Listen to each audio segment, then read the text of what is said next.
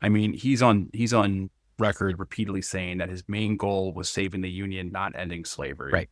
If he could free none or all the slaves, if it helped, he said along, I'm paraphrasing it, but he said that he would free none, some, or all the slaves if it helped preserve the Union. I think that's the exact quote. Mm-hmm.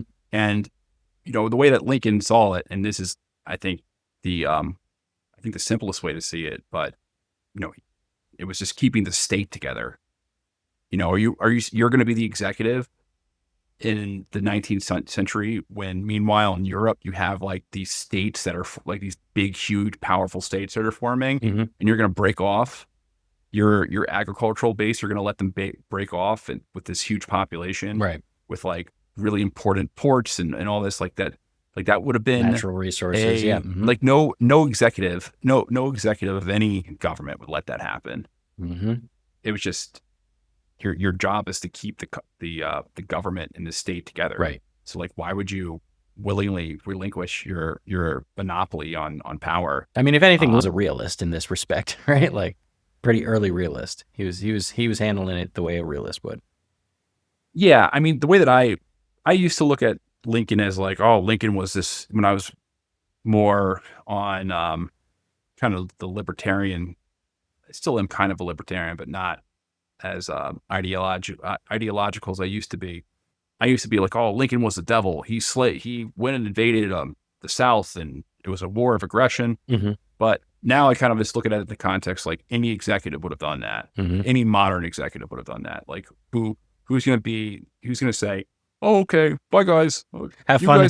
You guys can secede. Have fun. Good luck. Right. We'll be allies, right? We'll be best friends. Yeah.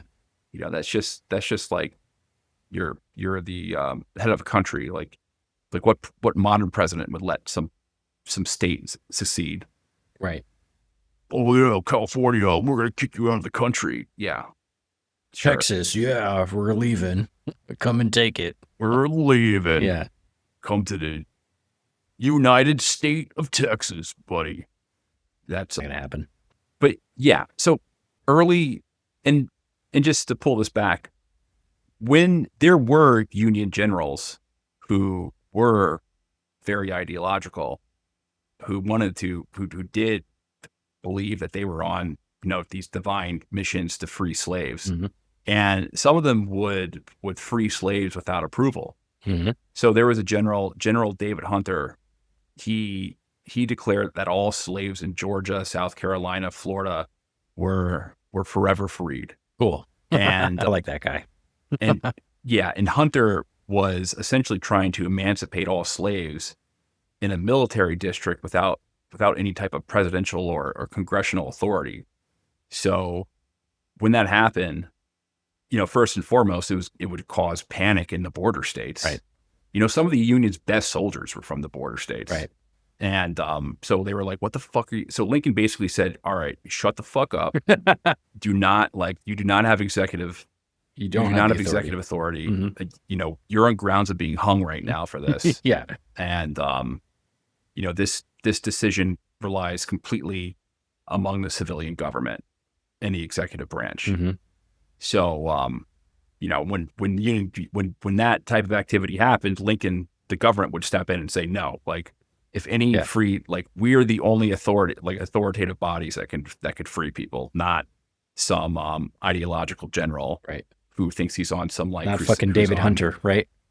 Yeah, because again, like if they did that, that would cause a schism between on their states that were the slave states that were fighting for the Union. Mm-hmm. And again, all this makes sense, right? Like even though like I ideologically identify with Hunter and his like, oh yeah, fuck it, I'm gonna just unilaterally free all the slaves because I can, because I think I can. It's right for the government in this case to step in and be like, nah, chill out, dude. Like you don't have that power,